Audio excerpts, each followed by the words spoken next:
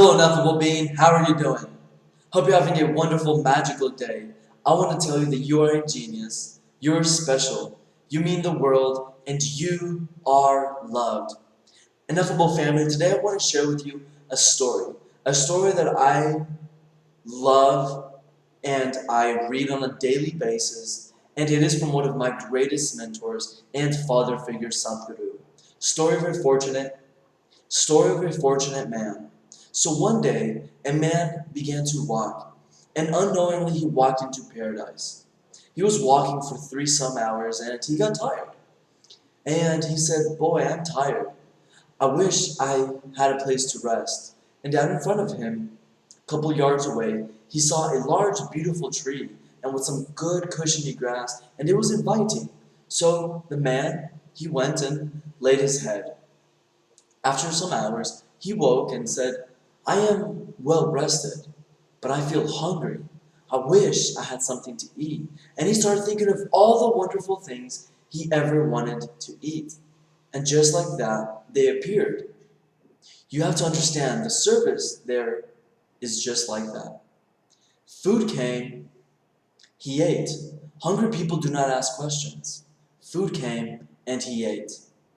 So now with a full tummy and happy, he said, "Well, I'm well fed, but I'm thirsty." So he began to think of everything he wanted to drink. And just like that, everything he wanted to drink appeared before him. Drink came, he drank. And drinking people do not ask questions. Now with a little alcohol in him, he stopped and he looked around and he said, "What the hell is going on here? I asked for food. Food came. I asked for drink. Drink came. There must be ghosts around here." And ghost came. "Oh, the ghosts have come. They're going to surround me and torture me." Instantly, the ghost surrounded him and started torturing me. Then he started screaming in pain. "Oh no, the ghosts, they're surrounding me and torturing me. They're going to kill me." And he died. Just moments ago, he said he was a fortunate man. So, I love this story. Of course, go listen to Sadhguru tell you the original story. I do read it every single day because I believe it does a fine job of illustrating the modern day human being.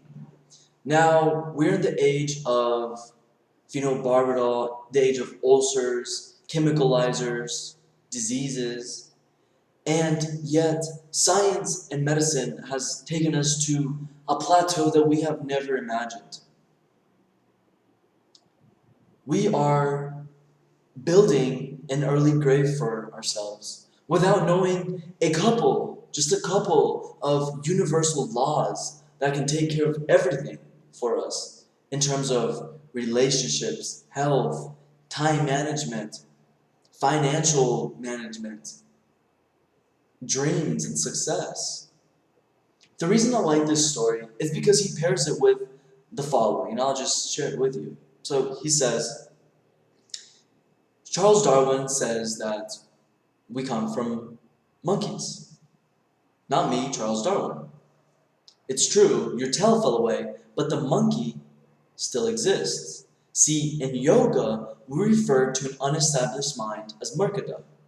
Why we refer to the mind as a monkey is because what are the characteristics of a monkey? Unnecessary movement is one of them. And if I say you're monkeying someone, this means you're imitating someone. So unnecessary movement and imitation have become synonymous, are synonymous to monkey. And these two characteristics found in a monkey are found in an unestablished mind. That's why we refer to the mind as a monkey. And he concludes the story with saying, the monkey became active in the fortunate man. So beyond that, beyond just like the mysticism and the spiritual dynamic take of this story, I look a lot of epigenetics, right? How we can change my genetic expression, How I can change my life by changing my genetic expression and not the genetic code itself. That is the foundation of epigenetics. Dr. Joe Dispenza, Dr. Bruce Lipton, many scientists have done great investigations of the effects of breathing, of meditation. Dr. Joe Dispenza did a wonderful investigation on 7,500 different different genes. And after his investigation, he resulted that the 8 common genes that were upregulated, 2 genes to suppress cancer cells and tumor growth, 2 genes for neurogenesis, the growth of new neurons in response to novel experience and learning. The gene for oxidative stress was upregulated. The gene that signals stem cells to go to damaged areas and repair them was upregulated. I share this with you to tell you that I don't just look at the spiritual, meditative, yogic practice of life. I look at the mystical, living through the heart, and I look, what are the effects? Why live through the heart? And what the science shows is that the moment that I take charge of my interior, then I can start creating the life that I want. The story of the fortunate man is all of us. It was me. It was me. If my brain presented the thought of, hey, Luis, just sit here at Starbucks and hope that you're going to receive $1 million, like, I did that. If my brain was like, oh, I'm tired and I'm sick, then I started acting in my world as if I was sick. So what we see here, the reflection, the profoundness of this is, if we can just break the mask, like just be honest, your brain dictates your action. Your brain is finite or infinite. I say this because in the finite is when you're not using your brain. And this is where you are that example of that fortunate man, that sometimes your life is good and sometimes it's bad. Sometimes you're crazy and sometimes you're sane. So based on the thoughts that you have, you're going to live your life. Based on your state of being, which is made up of your emotions and your thoughts, you're going to create the life. Like, there's no right or wrong from this. Now, sure, if you can prove to me how you can create something outside of your state of being, then by all means, I would love to listen to it and have an open mind. But at least in my experience, the science of epigenetics, neuroplasticity, metacognition, and so much thing, the unified quantum field, whatever actions I'm going to create in my world are based in my thoughts and my emotions. So I think I need to use the restroom, I go use the restroom. I hear the thought I'm hungry and then I go eat. I hear of I need to go apply for a job, so I go apply for a job. I hear I'm walking in the mall and I hear the thought wow, that woman, she's beautiful. So I approach her. Everything man has ever created started in the mind. The Wright brothers, the light bulb, everything, all of Einstein's creations were built in his mind. He used them, he used his brain to figure out ways to understand the universe, and he built diagrams in his brain. He didn't use a computer. He didn't have an iPad. He didn't have a 3D printer to build these diagrams to explain what he has explained. He used his brain. He used consciousness to do this. And so many other people. But we allow our mind to run rampant. Of course, you're going to have days that you're high and you're godly and all that great stuff. But then that night, you're going to go to sleep with an idea, and you're going to wake up, and that idea is not there.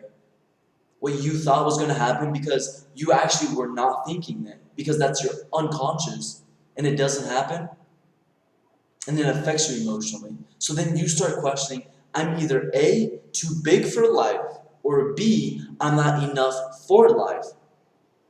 And this is an issue. So we can easily say that your emotions in your brain and your mind dictate your life.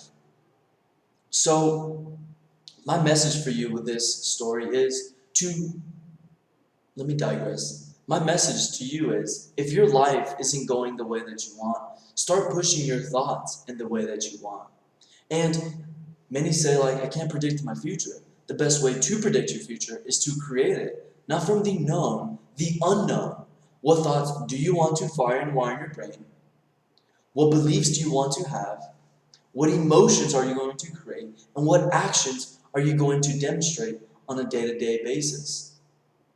Ineffable being, I hope you've enjoyed this video. I hope you've received value from it. Please go search Sadhguru, Story of a Fortunate Man, and listen to his take on this story. And come back and show what your beliefs, your thoughts. Please put down in the comments, did you receive value from this video? And also if you did not receive value. And put what topics you'd like for me to cover in the future. Please give this video a big thumbs up, subscribe, and share. I hope to see you on the side of light. Goodbye.